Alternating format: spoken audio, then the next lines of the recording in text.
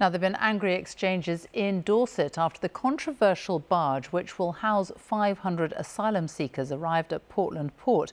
Its appearance had been delayed after political argument over the government's proposals aimed at stopping boats crossing the channel. But after a series of late-night parliamentary votes, the migration plans are poised to become law. Protesters have described the barge as inhumane, but the government insists it's a temporary measure. Dan Johnson reports. It's sailed through delays and opposition, but the Bibby Stockholm arrives here as a floating declaration of the government's determination to reduce hotel bills and stop migrant boats. It's been refitted with bunk beds to house 500 asylum seekers, but that's around the same number crossing the channel every week.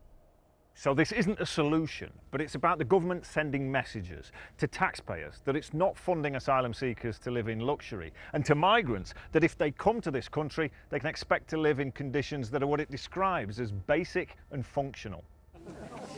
There's opposition here and beyond, and listen to the split opening up in this community.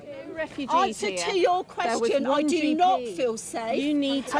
I'm not frightened of a single man on Portland. There are 7,000 men. We're on Portland now. One group's concerned about pressure on services. No hate. The others focused on conditions for the men.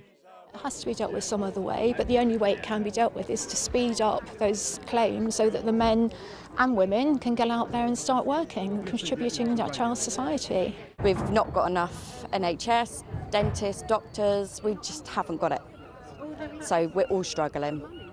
If those services were improved, would it be all right? Could you then cope with it? No. So it's about something else?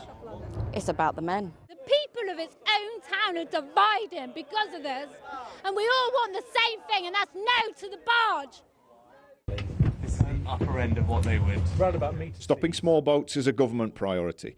The plan to deport illegal migrants to Rwanda is stuck in the courts, but the migration bill did clear Parliament last night.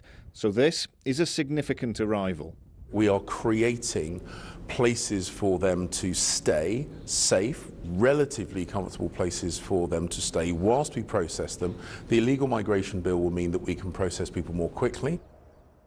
But the first 50 asylum seekers won't step aboard for another few days. And other places have resisted similar plans. So this is a pioneering test of a contentious new policy. Dan Johnson, BBC News, Portland.